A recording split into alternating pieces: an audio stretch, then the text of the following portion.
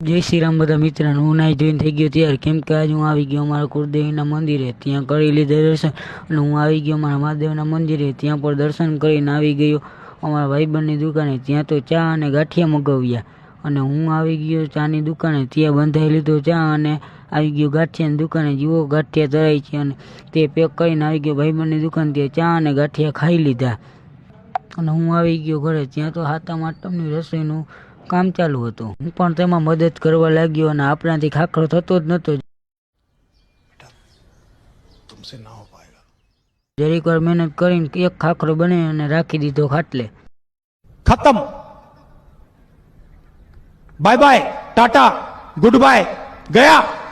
પછી ગાંઠિયાનું કામ ચાલુ થઈ ગયું. જુઓ અમારે આવી રીતના ગાંઠિયા બનાવે, તમારે કેવી રીતના બનાવે તે કોમેન્ટ કરજો.